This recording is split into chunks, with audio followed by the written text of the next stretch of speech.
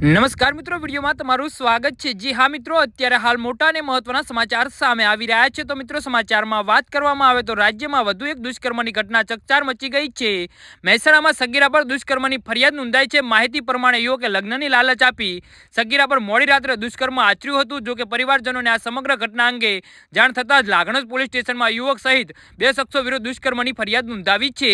જી હા મિત્રો, સગીરાના એક યુવકે લગ્નની લાલચ આપીને મળવા બોલાવી હતી। આ દરમિયાન તેને આવરું જગ્યા લઈ જઈને દુષ્કર્મ આચર્યું હતું। જો કે મોડી રાત સુધી સગીરા ઘરે પરત ન આવતા પરિવારજનોએ શોધખોળ શરૂ કરી હતી। બાદમાં સગીરા મળતા તેને યુવકની કરતૂત અંગે પરિવારને જાણ કરતા લાગણજ પોલીસ સ્ટેશનમાં યુવક સહિત 2 શખ્સો સામે દુષ્કર્મની ફરિયાદ નોંધાવી હતી। જી હા મિત્રો, તાપી જિલ્લાના નિઝર તાલુકામાં એક અત્યંત નિર્દય અને માનવતાને લજવતો કિસ્સો સામે આવ્યો છે। વેદલા ગામે એક 60 વર્ષીય વૃદ્ધે નરાધમ માસૂમ બાળકીની પેપ્સી આપવાની લાલચ આપીને તેની સાથે દુષ્કર્મ આચર્યું હતું। આ ઘટનાને સમગ્ર વિસ્તારમાં ભારે ચકચાર મચી ગઈ છે।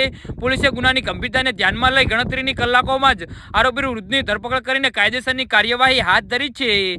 જી હા મિત્રો, તો આવા નરાધમ જોડે શું કરવું જોઈએ તો નીચે અમારી કમેન્ટ બોક્સમાં જરૂરથી જણાવજો અને અમારી યુટ્યુબ ચેનલને સબસ્ક્રાઇબ કરવાની ભૂલતા નહીં। વિડીયો પૂરો જોવા બદલ તમારો ખૂબ ખૂબ આભાર।